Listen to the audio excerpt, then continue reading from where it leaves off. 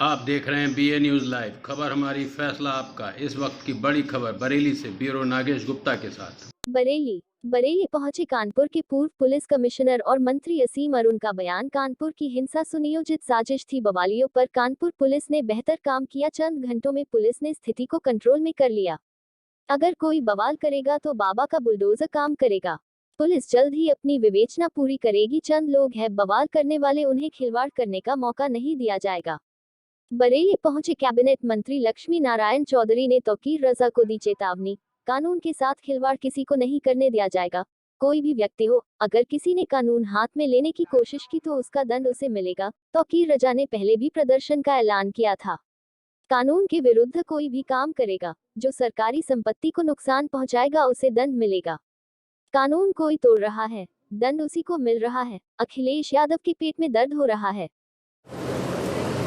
किसी युवा का, ये वही युवा हैं जो आज ईडी का सामना कर रहे हैं, और उनके बारे में क्या कहना है? देखिए, ईडी का सामना तो देश में जिन्होंने गड़बड़ी की है वो अनेक लोग कर रहे हैं, लेकिन कोई भी व्यक्ति आज राष्ट्रवाद और देशभक्ति के विरुद्ध कहीं बोलता है तो ये खेदजनक टिप्पणी है।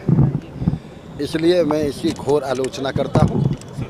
लेकिन किसी भी व्यक्ति को विदेश में जाके अपने देश के सम्मान के लिए बोलना चाहिए। उन्हें देश के बारे में ऐसी आपत्तिजनक बातें कभी नहीं कहनी चाहिए। ये राहुल गांधी के बारे में था। अब मैं कह रहा हूँ जिस नेता ने कहा होगा उसी के बारे में है। संकोच कैसा नाम लेने में? नहीं, संकोच की बात ही नहीं है। आजकल जो हालात हो रहे हैं देश के, क्या प्रदेश के अंदर और 17 को बरेली में भी प्रदर्शन होना है, कि ऐसी हालत में बरेली में प्रदर्शन होने दिया जाएगा क्या? बरेली में तो पहले भी घोषणा हुई थी प्रदर्शन की, फिर पहले क्यों नहीं हुआ? अभी उन्होंने 17 को दिया, पहले उन्होंने कॉल किया था, कहा अब 17 को फिर हटा के और आगे का दे देंगे। कानून के साथ खिलवाड़ किसी को नहीं करने दिया जाएगा, कोई भी व्यक्ति हो। और मुझे पूरी उम्मीद है एक यहाँ बरेली हमारा ऐसा एक केंद्र है जहाँ हमेशा शांति सौहार्द की ही भावना रही है, इसलिए किसी प्रकार की कोई अशांति नहीं होगी। यदि कोई कोशिश करेगा तो उसका प्रतिफल उसको भोगना ही होगा। मंत्री जी, आपने अभी भाषण में जिक्र किया एक मोटे चूहे का। ये मोटा चूहा कौन है? ये मोटे चूहा वो हैं जो हिंदुस्तान का अन्न खा के वफादारी किसी दूसरे की करते हैं। वो कोई भी हो सकता है, पत्थरबाजों से वो कोई भी हो सकता है। वो पत्थरबाज भी हो सकते हैं, ईंटबाज भी हो सकते हैं, गोलीबाज भी हो सकते हैं, कोई भी हो सकता है। मायावती जी ने ट्वीट किया है कि सुबह ट्वीट किया था कि जो इस तरह कार्रवाई हो रही है, बुलडोजर चल रहे हैं, उनमें परिवार का क्या दोष है, मकान को कार्रवाई पे सवाल किया। अब तो मायावती जी आउटडेटेड हैं, उनका कहाँ जिक्र है? कोई जिक्र हो रहा है कहीं? तो मामला ख़त्म है। अखिलेश यादव कह रहे हैं कि बीजेपी जिस तरीके के नूपुर मामले में एक की गिरफ्तारी के चक्कर में हजारों की गिरफ्तारी कर रही है, देश को खतरे में, ये 24 की तैयारी है। देखिए, ऐसा है, मैंने कहा ना, अब अखिलेश जी 3 महीने पहले के रिजल्ट से भी यदि सबक नहीं ले पाए तो कब सबक लेंगे, मेरी तो ये समझ से बाहर है। जैसा हम जानते हैं, आदरणीय मोदी जी के केंद्र सरकार के 8 वर्ष पूरे हो रहे हैं और इन 8 वर्षों में गरीबों के कल्याण के लिए हर कदम उठाया गया। इस संकल्प को दोहराने के लिए आज का ये कार्यक्रम रखा गया।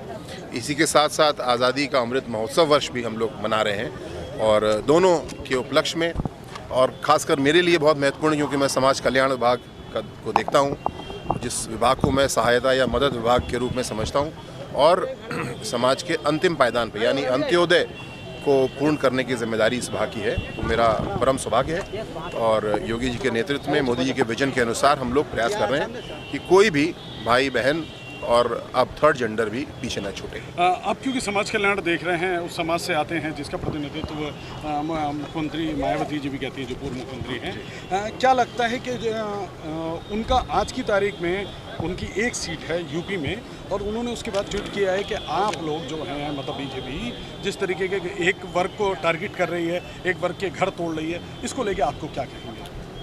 देखिए, जितनी भी विकास की हमारी योजनाएं हैं वो सब अंत्योदय यानी अंतिम पायदान पर खड़े हुए व्यक्ति के लिए हैं। इसमें धर्म, जाति, संप्रदाय का कोई भेदभाव नहीं है, केवल हाँ पात्रता को देखा जा रहा है और उसको हम लोग और अच्छा करने की कोशिश कर रहे हैं। इसको कोई गलत चश्मे से देख रहा है तो ये उनके चश्मे की समस्या है। आप और हम जानते हैं, आपने सभा में देखा आज हर समुदाय से लोग आए। और क्यों आए? आप किसी मोहल्ले में जाइए, किसी गांव में जाइए, पीएम आवास, सीएम आवास देखिए, सबको मिले हैं, राशन सबको मिल रहा है, तो इसमें कहाँ भेदभाव है? किसी की नज़र में भेदभाव है तो उनको नज़र अपनी ठीक करना चाहिए।